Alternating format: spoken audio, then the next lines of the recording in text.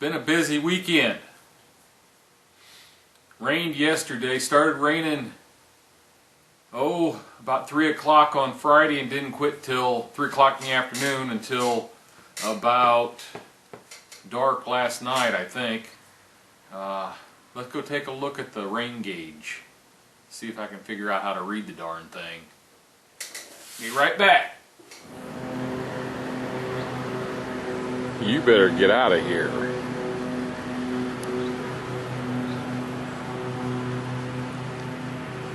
Corn don't look too bad. Luckily I got in here and cultivated what I could before the rains came again.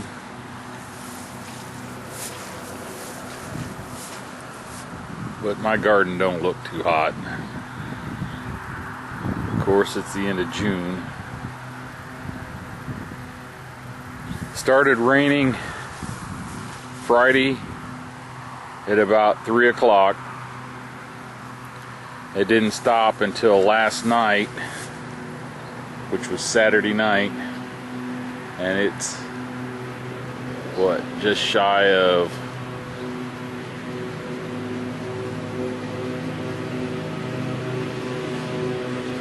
what is that,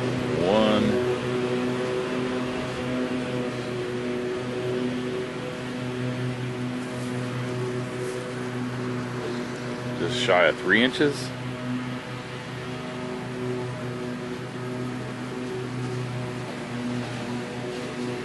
That's a lot of water.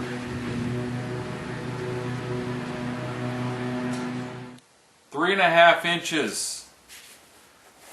That's how much rain there was. I was kind of tongue-tied and confused there when I was out there at the garden. Hey, I got a new sticker. Let's go take a look at the back of the toolbox. There he is. Superfly Fat Guy 859. Got your sticker earlier this week and just getting around to doing the video. Thanks for the sticker, buddy. June Prepper Challenge. It's going to be over on Tuesday. Have you got your video in? If you made a video, you got to make sure you post a link to it on my original June Prepper Challenge video so I can find it if I'm not subbed to you. If you do a video and put the link there, I will sub you so that I will know when you do videos in the future for my contests. Right now, the only one, I've only got 5 entries.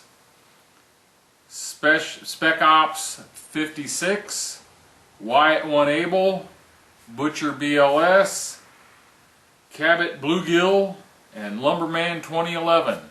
You're all in the contest. If anyone else has made a video, you gotta let me know. Let's go cast some bullets. I'll show you how I do it.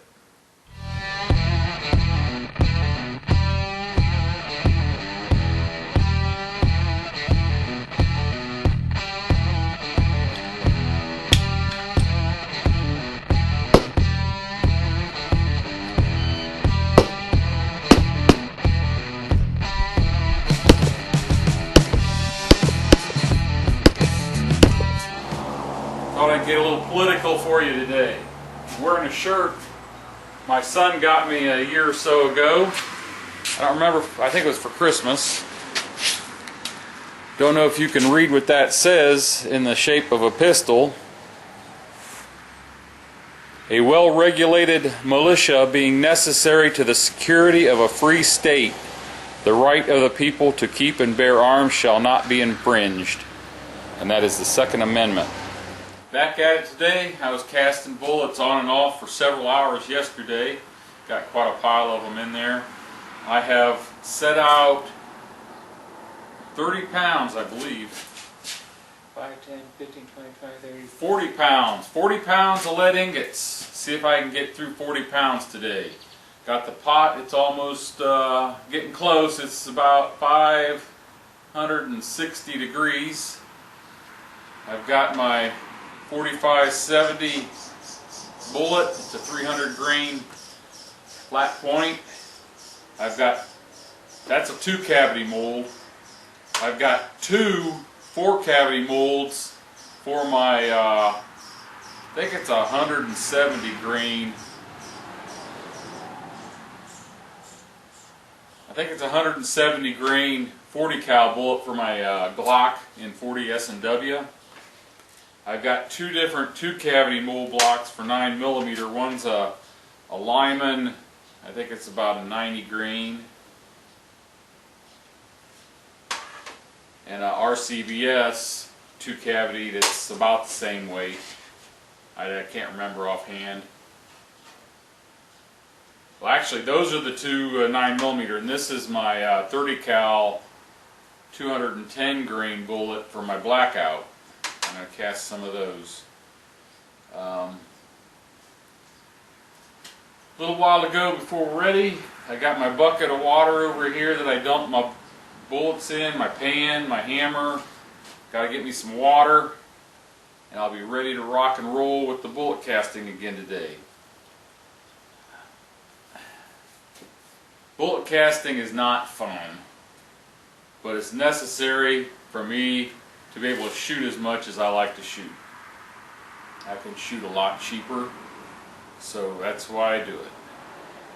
And I'll binge on it and do a couple days of all-day casting and get as much done as I can. I don't know if I mentioned it, but I have a 2-burner hot plate sitting under here with a sheet of 11 gauge across it. I set my mold blocks on them to preheat so that when this is ready to go, those are ready to go. And I have a line of 10 ingots that I keep up here, and I keep loading them back up as I put them in, so they're preheated so it doesn't cool my pot down too much when I have to load it up. Now it looks like we're getting closer. Still solid back here.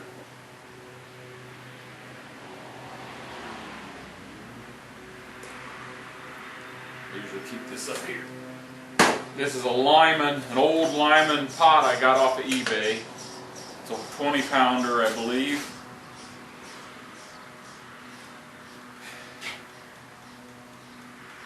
And I'd hate to have to buy another one because they're pretty expensive. I got this in reasonable on eBay years ago. Another little tip. I have this little bowl here. These are little strips of beeswax that I cut. I did my used my bandsaw to cut them. And what I use this for is flux on top of the pot. I have my fan set up to keep the fumes of the lead blowed away and the flux smoke. It just seals off the top of the lead so it doesn't oxidize, and it helps flux all the different alloys together. You can light a match and that smoke will burn and it won't be so smoky, but I got it blowing away from me, so it's no big deal. Let's get this production rolling.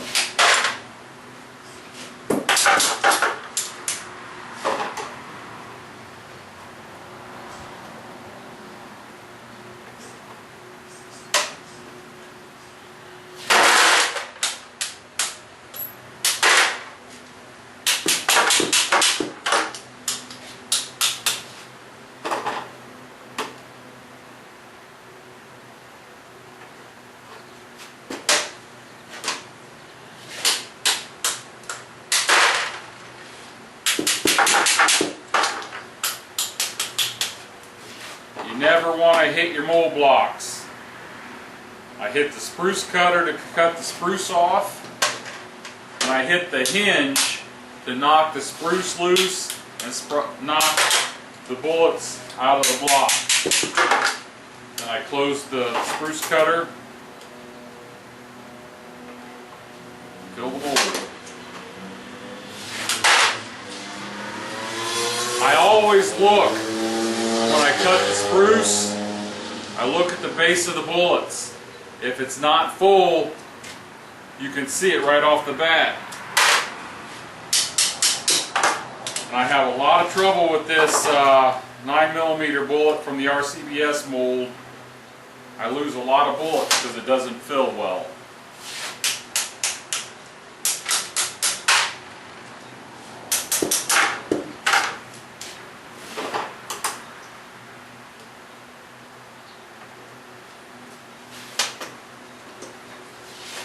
That was one round.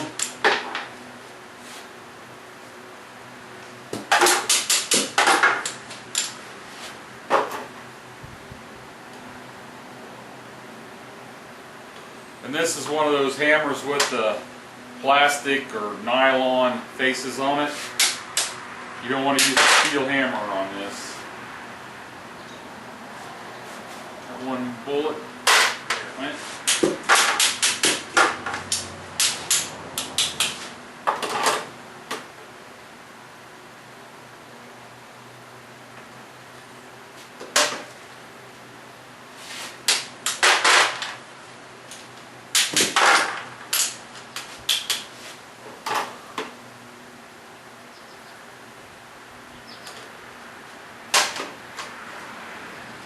Big long 210 grain 30 caliber bullet.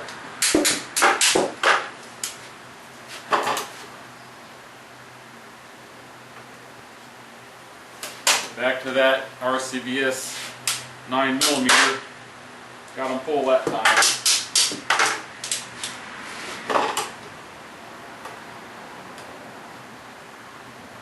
I gotta hit that hole in the spruce dead center and fill it till the lead kind of flows out. If I don't, now why did I do that? Drop my spruce in my bullet bucket. I'm talking instead of paying attention to what I'm doing. Well, you see what my day is going to be like.